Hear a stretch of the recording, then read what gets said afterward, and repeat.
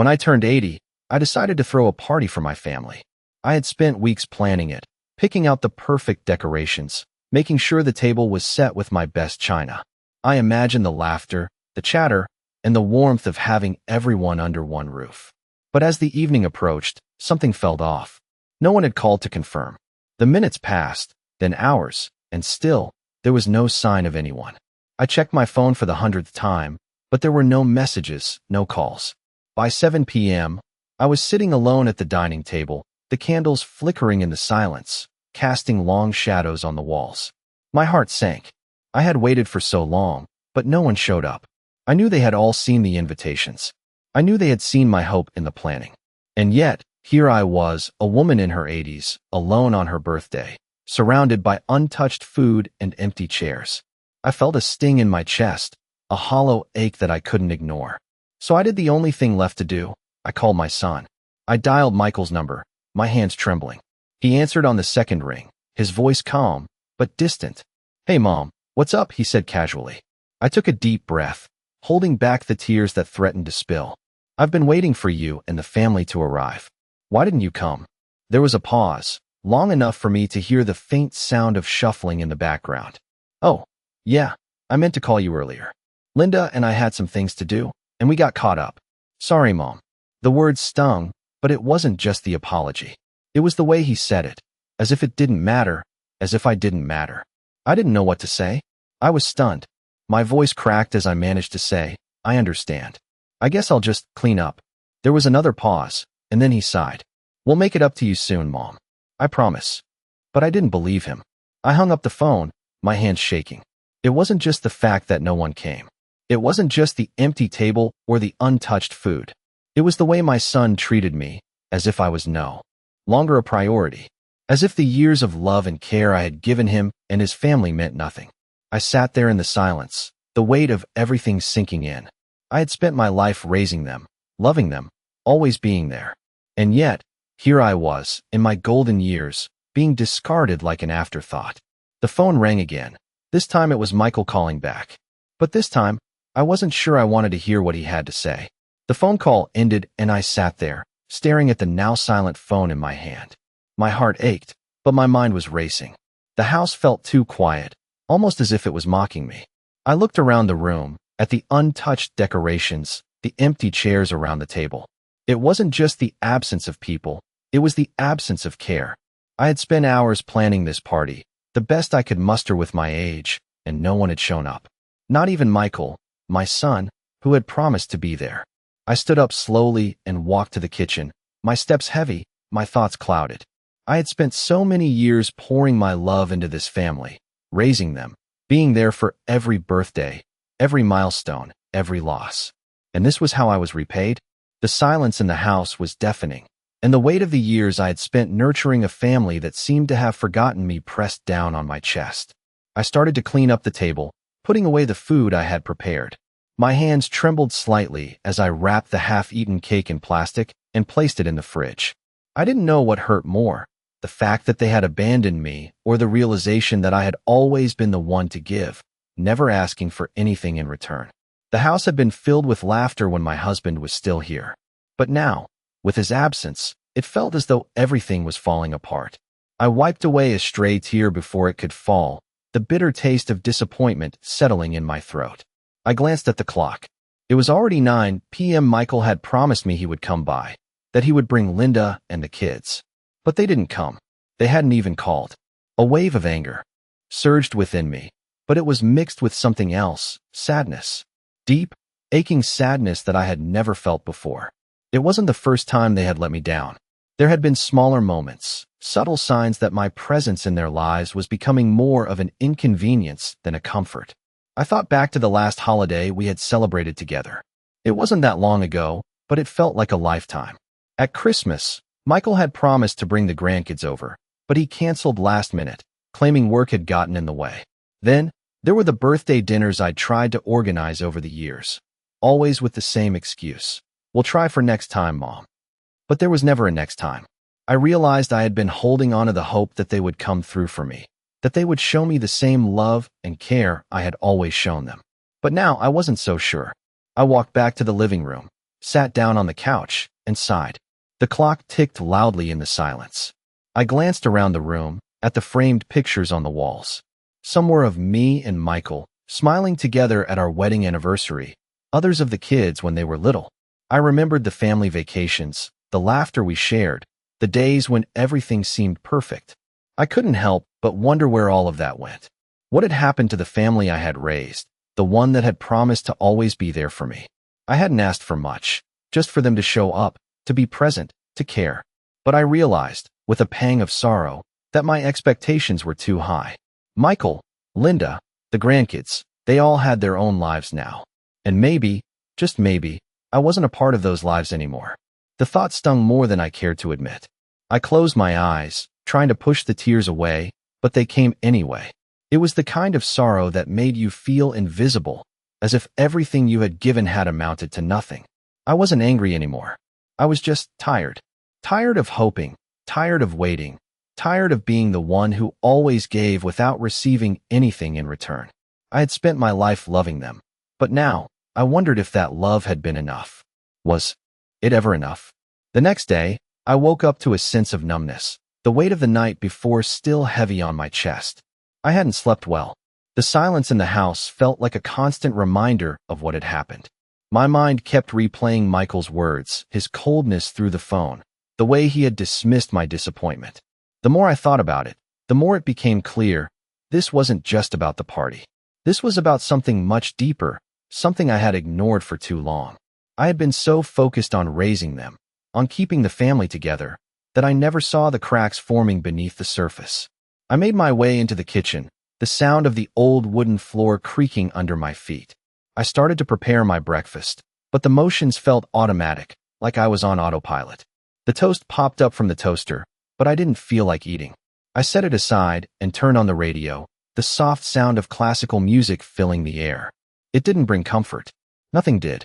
I thought about calling Michael again, asking him why he had done this, but I already knew the answer. He was busy. He had a life, a family of his own. And I was just in the way. I thought back to the last time he had visited, how distant he had been. He hadn't looked me in the eye once, his attention always on Linda, as if I didn't exist. That was when the first seed of doubt had been planted.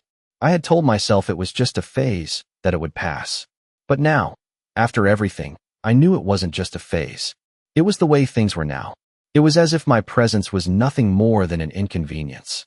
I went over to the phone, holding it in my hand, but I didn't dial Michael's number. I just stared at the screen, feeling the weight of the decision. What was the point? What was the point of calling someone who didn't want to be there for you? I put the phone down, slowly, and stood up. The house was still, quiet, like a tomb. I didn't want to be here anymore. Not in this house, not in this life. I needed a change. A break from the disappointment. A chance. To breathe, to find myself again. I went outside and walked around the garden, the early morning sun casting long shadows on the ground. The flowers my husband and I had planted together were still blooming, despite everything. It was almost like a cruel reminder of the life we once had, a life that had slipped through my fingers. I stood there for a moment, taking in the scene. The birds were singing, the wind was gentle, and yet it felt like everything was slipping away. I thought about the years I had spent in this house, the memories we had created, and the life I had built. And I realized something. I had built it all for them. For my son. For my family. And now, I was left alone. The thought stung, but there was a strange sense of clarity that came with it. Maybe it was time to stop waiting for them to come back. Maybe it was time for me to live for myself. For the first time in a long time, I felt a flicker of something like hope. It wasn't much, but it was enough to make me want to move forward. I turned and walked back to the house, ready to face whatever came next. But this time, it would be on my terms. The days passed, but the heaviness in my chest didn't ease. I spent most of my time in the house, pacing between rooms, doing the same tasks I had done for years. The silence around me was deafening. I could no longer pretend that everything was fine. The phone never rang, not from Michael, not from anyone. It was as though I had faded into the background of their lives. But something was stirring inside me. A quiet voice, barely a whisper at first, urging me to stop waiting for them to show up. I had spent my whole life putting others first. I had loved them unconditionally, always thinking that one day they would see me, truly see me. But that day hadn't come.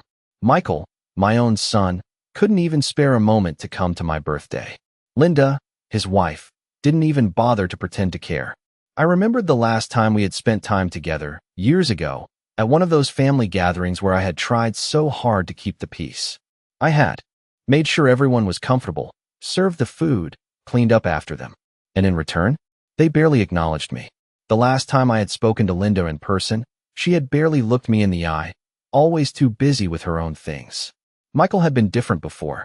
He used to be affectionate, attentive, but over the years, that had changed. He no longer looked at me the way he used to.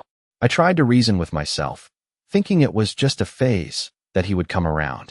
But deep down, I knew it wasn't a phase. It was a reality, and it was time I faced it. I wasn't just upset about the party. I wasn't just hurt because they hadn't come. I was angry. Angry that I had given so much of myself, that I had sacrificed for their well-being, and now, they couldn't even give me a second of their time. It was a bitter pill to swallow, but it was the truth. I had spent my life pouring everything into them, my love, my time, my energy. But I wasn't getting anything back. I wasn't even asking for much. Just a little acknowledgement, a little respect. It wasn't too much to ask, was it? I walked around the house, touching the things that had once meant so much to me. The old family photos on the walls, the furniture my husband and I had picked out together, the little trinkets we had collected over the years. They didn't mean anything to Michael anymore. He had moved on, and so had Linda. They had their own lives now, their own world, and I was no longer a part of it. But as I stood there, looking around at the life I had built, something inside me shifted. I didn't have to accept this. I didn't have to keep waiting for them to come back, to treat me the way I deserved to be treated. I had spent too many years thinking that I was just supposed to accept whatever they gave me. But I didn't have to. I was still here. I was still breathing, still living, and it was time I started living for myself. I had raised Michael. I had loved him, cared for him, and I had done everything I could to give him a good life. But now it was my turn. It was my time to take control. I wasn't going to sit around and wait for his call anymore. I wasn't going to let Linda's cold indifference define me. I was going to make my own choices. I had spent my whole life thinking that family was everything, but now I realized something. Family wasn't just about giving. It was about respect. It was about mutual care, and most importantly, it was about being seen. And I wasn't going to let myself be invisible anymore. The next morning, I woke up with a newfound sense of clarity. The sun was shining through the window, casting a soft glow across the room. I had spent years caring for my family, pouring everything I had into them, and now I was left with nothing but empty promises and broken expectations. But I wasn't going to let it break me. I wasn't going to let them define my worth anymore. As I stood in front of the mirror, getting ready for the day, I realized something. My life wasn't over just because they had turned their backs on me. It was just the beginning of something new. I didn't need them to complete me. I had spent so much time waiting for Michael's call, for Linda's approval, that I had forgotten about myself. I had forgotten what it was like to live for me, to do the things I enjoyed, to be happy with who I was. But today, that was going to change. I was going to take back my life. I wasn't going to sit in this house, waiting for them to show up or apologize. I wasn't going to keep hoping for a love that wasn't coming. Instead, I was going to start living again. I grabbed my coat, the one I had almost forgotten about, and slipped it on. It was a cold day, but the chill in the air didn't bother me. It felt refreshing, almost like a new beginning. I headed out the door, feeling a little nervous, but mostly excited. It had been years since I had done something for myself. I didn't have a destination in mind, but that didn't matter. What mattered was that I was taking the first step towards something better. I walked down the street, passing the familiar houses, but they didn't feel the same anymore. I felt different, more free. As I walked, I thought about the things I had always wanted to do but never did. The trips I had dreamed of taking, the hobbies I had put aside, the friends I had lost touch with. I had spent so much time focusing on everyone else's needs that I had neglected my own. But no more. I was going to start living for me. The world felt a little smaller, but it also felt a little bigger at the same time. There was so much out there for me, and I wasn't going to wait for anyone's permission to enjoy it. I smiled to myself, knowing that this was only the beginning. I didn't know what the future held, but I knew one thing for sure. I was done waiting. I was done being invisible. I was going to take control of my life again. The thought brought a sense of peace to my heart, a peace I hadn't felt in years. I wasn't alone. I had myself, and that was enough. I walked a little faster, feeling the weight of the past few days lift off my shoulders. For the first time in a long time, I felt like I was moving forward, not backward. I wasn't going to wait for Michael to call or for Linda to apologize. I was going to find my own happiness, and if they chose to be part of that, that was fine. But if not, I was going to be okay. I was finally going to be okay. The next few days felt different, almost like I was seeing the world through new eyes. I started taking small steps toward reclaiming my life, one decision at a time. I joined a local book club, something I had always wanted to do but never had the time for. It felt good to talk to people who were interested in the same things I was, to have a conversation that didn't revolve around my family or their expectations. I found myself laughing, something I hadn't done in a long time. It was a simple pleasure, but it was mine. I also started walking more, enjoying the fresh air, feeling the ground beneath my feet. It was my way of getting back in touch with myself, reminding myself that I was still here, still important, still capable of enjoying life. One afternoon, as I was walking through the park, I ran into an old friend, Carol. We hadn't seen each other in years. She looked the same, maybe a little older, but her smile was just as warm as I remembered. "Catherine, is that really you?" she asked, her voice full of surprise and delight. "I can't believe it. It's been so long." We hugged, and for a moment, it felt like no time had passed at all. We sat on a nearby bench, catching up on everything that had happened over the years. It felt so good to talk to someone who remembered the old me, the me before I became so consumed by family responsibilities. Carol asked how I was doing, and I found myself telling her about the changes I had made, about how I was starting to live for myself again. She listened intently, nodding in understanding. "You deserve this, Catherine," she said softly. "You've given so much to everyone else. It's time you start giving to yourself." Her words struck a chord deep inside me. I had spent so many years putting everyone else first, always thinking that if I did enough for them, they would love me the way I loved them. But now, I realized, love couldn't be measured by what you did for others. It had to be mutual. Carol and I exchanged numbers and made plans to meet up again soon. I walked home that day feeling lighter, as though a weight had been lifted from my shoulders. It wasn't just the fact that I had reconnected with an old friend. It was the realization that I didn't have to be defined by my relationship with my son or my family. I could build my own life, my own happiness, and I could do it without waiting for them to show up. That evening, as I sat down to a quiet dinner alone, I felt a sense of peace I hadn't felt in a long time. For the first time in years, I was at ease with myself. I had made the choice to stop waiting for Michael and Linda, and I had started living for me. It was a simple change, but it was enough to make everything feel new again. I knew the road ahead wouldn't always be easy. There would be moments of doubt, moments when I would question my choices. But I also knew that I was strong enough to handle whatever came my way. I had spent so many years caring for others, and now it was my turn to care for myself. And that, I realized, was the greatest gift I could give myself. As the days went by, I felt something inside me shift. It was like a spark had been lit, and I was finally waking up from a long slumber. I had been in a fog for so long, my entire focus consumed by the needs of others. But now, I was beginning to see clearly again. It wasn't easy, but I had started living for myself, and it felt liberating. One afternoon, I decided to go to a local cafe I had always wanted to try. It was a small, cozy place with an inviting atmosphere. The kind of place you could go to sit and think, or people watch, or even just read a book. I walked in, a little nervous, but excited.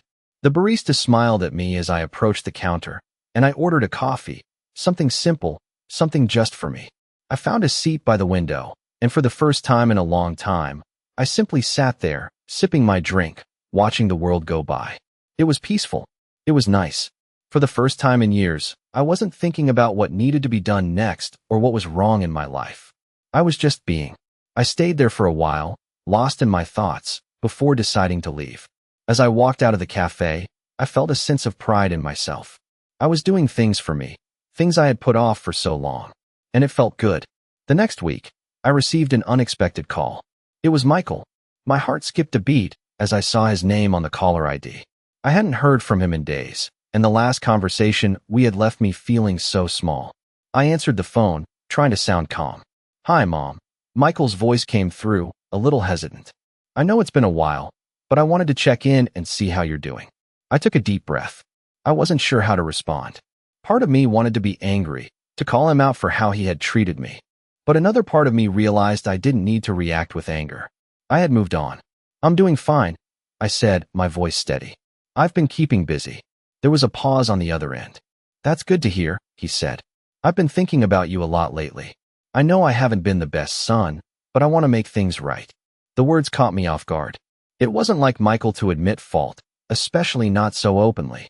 I had spent so many years hoping for this moment, hoping that he would see what he had done, but now that it was here, I wasn't sure how to feel. A part of me wanted to hear him apologize, to hear him acknowledge the pain he had caused. But another part of me realized that I didn't need it anymore. I didn't need his apology to feel whole. I had already started healing on my own.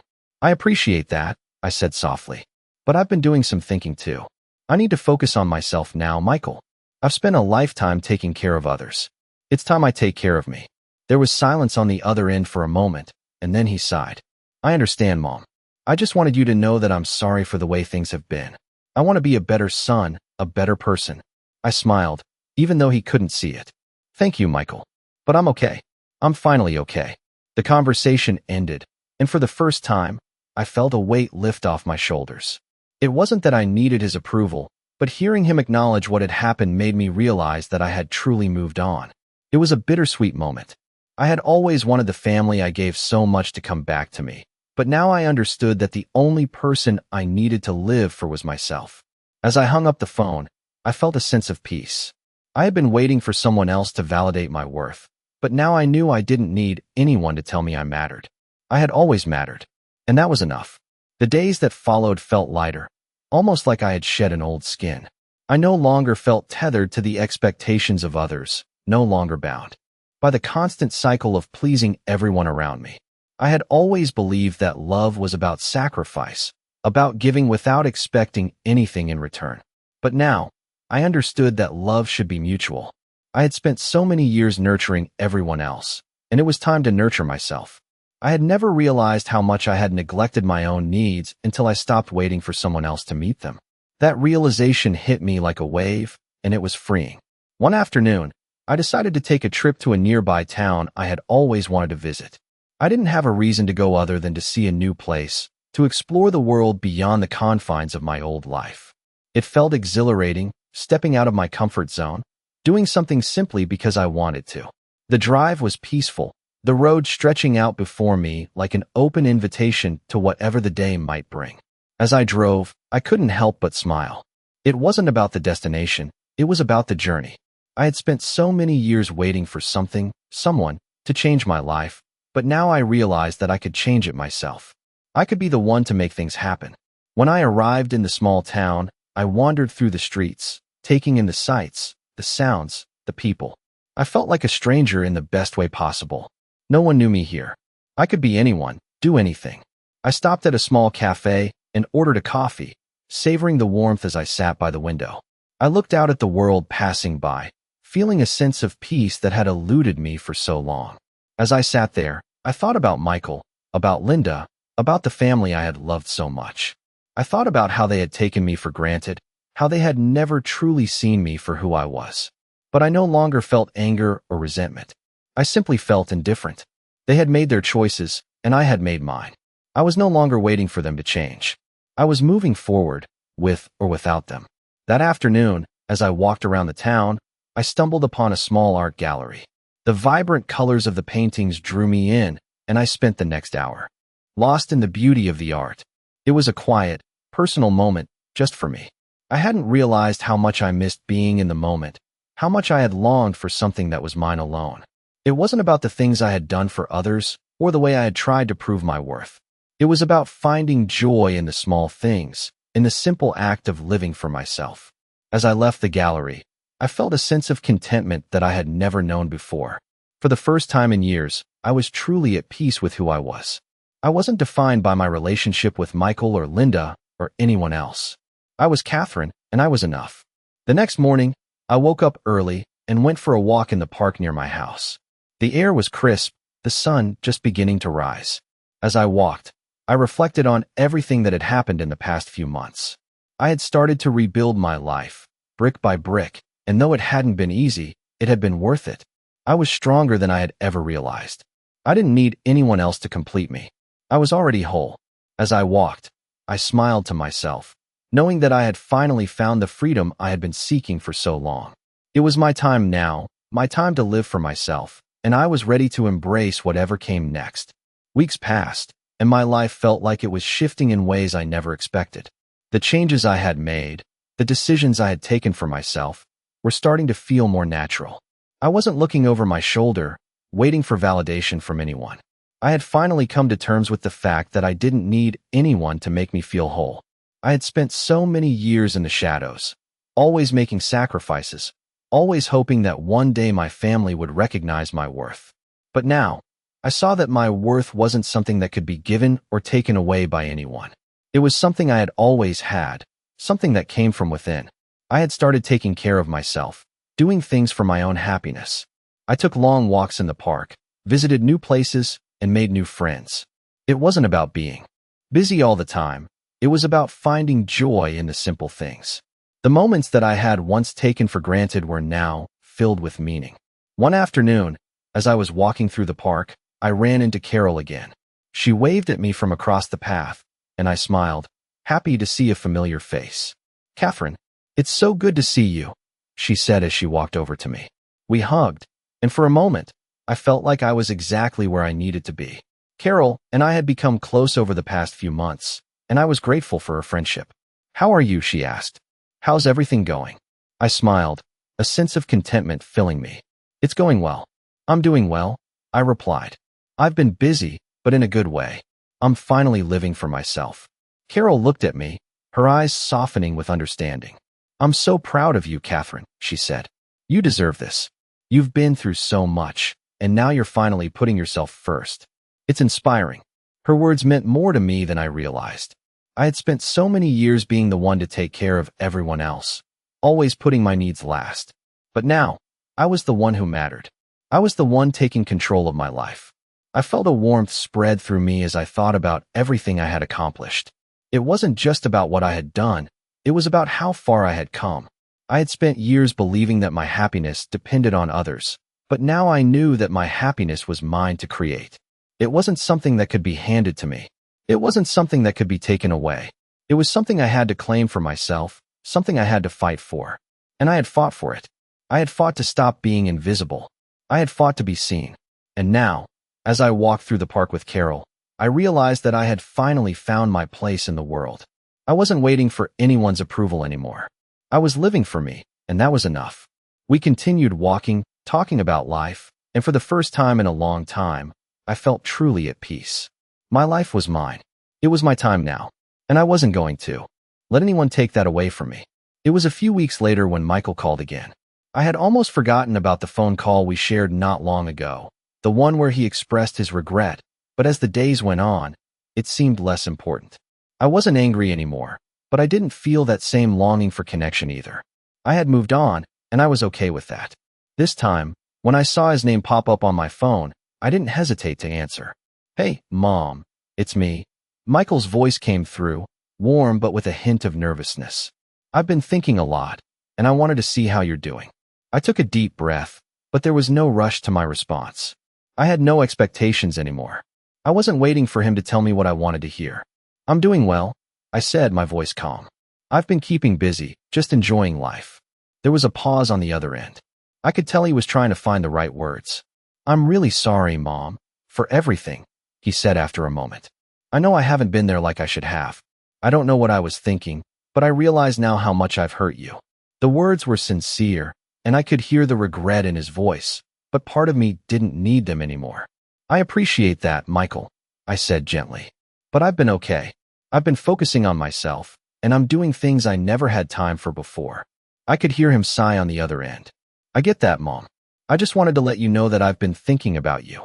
I miss you, and I want to be there for you more." I could tell he meant it, but it didn't hit me the way it once would have. I wasn't waiting for his apology or for him to come around. I had already healed. I had already moved forward. "I miss you too, Michael," I said, my voice softening. "But I'm in a good place now. I'm happy." I don't need anything from you except for your love. And I know that love is there. There was another long pause, but this time it wasn't filled with tension or regret. It felt like a quiet understanding. I'm proud of you, Mom, he said, his voice thick with emotion. I've always admired your strength. I'm sorry I didn't see it sooner. I felt a warmth spread through me at his words, but I didn't need to hold on to them. I didn't need him to see me or to approve of me. I already knew who I was. Thank you, Michael, I said simply. But the most important thing is that I see myself now. I've spent too many years waiting for someone else to see me, but now I know I don't need anyone else to define my worth. The conversation ended on a quiet note, and as I hung up the phone, I felt a sense of peace wash over me. It wasn't because of what Michael had said. It was because of how far I had come. I had learned to live for myself, to love myself, and to accept myself without needing validation from anyone. For the first time in a long time, I felt truly free. I didn't need to keep waiting for anyone to change. I had changed, and that was enough. Weeks went by, and the sense of freedom I had started to feel grew stronger every day. I wasn't just living for myself. I was thriving. The small joys, the quiet moments, the things I had once overlooked were now at the center of my world. I found myself spending more time outside, taking in the fresh air, walking in the park, and watching the world go by. I could breathe again. It wasn't always easy. There were still moments when I felt the weight of the past, the years spent giving and not receiving. But every time that old ache crept in, I reminded myself that I had made the choice to stop waiting for others. I wasn't waiting for anyone to recognize me or validate my worth. I was already enough. One afternoon, I received a letter from Michael. At first, I didn't know what to expect. I hadn't heard from him much since our last conversation, and I wondered if this was just another attempt at reconciliation or something else entirely. I sat down at the kitchen table, opened the envelope, and unfolded the letter. His handwriting was familiar, though a bit shakier than I remembered. Mom, I know I've let you down, and I'm sorry. I've been thinking a lot about everything, about the distance between us, and I realized that I haven't been the son I should have been. I've been selfish, and I didn't see how much you gave, how much you sacrificed. I don't know how to make it right, but I want to try. You've always been there for me, and I want to be there for you now. As I read those words, I felt something shift inside me. Part of me wanted to hold on to the anger, to remind him of everything he had done. But another part of me, the part one had been rediscovering in myself, knew that holding on to the past wouldn't help either of us. I had moved on, and I had found peace in letting go. The letter wasn't going to change that. I put the letter down on the table, taking a deep breath. I wasn't sure what to do with it. Michael was trying, and for that, I was grateful. But I wasn't going to rush to forgive him just because he had written a letter. Forgiveness wasn't something I owed him. It was something I had to give for myself, when I was ready. I wasn't sure if that time had come yet. I thought about it for a while, and then I decided to put the letter aside. I didn't need to decide in this moment. I had already made the decision to live for myself, to stop waiting for others to shape my life. Michael had his own journey to go through, and so did I. In the meantime, I was going to keep moving forward. I had spent too long living in the shadows of other people's expectations. Now, I was in the light, and I wasn't going to let anyone dim it. A few days later, Carol invited me to go on a weekend trip with her. It was a small getaway to a nearby town, just to relax, enjoy the scenery, and take a break from the daily grind. I was hesitant at first. Going away felt like a big step, a commitment to something outside of my routine. But something in me said it was time. I had been so used to staying in one place, to holding on to the familiar, but I was ready to see what else the world had to offer. I agreed, and we made plans. As we drove through the countryside, I felt a sense of excitement I hadn't felt in years. The open road stretched before us, and I realized that this was my life now. Full of possibilities, full of freedom. The trip was everything I had hoped for. We explored the town, visited the local shops, and ate at a charming cafe by the river. It was the kind of trip that made you feel alive, that reminded you how much there was to experience, to discover. I realized that life wasn't something I had to wait for. It was something I could create for myself. And I was doing it. As the weekend came to a close, I felt a sense of peace settle in me. I had taken another step, and I was exactly where I needed to be. I wasn't going to wait for things to change anymore. I was going to make my own path, and I was going to walk it with my head held high.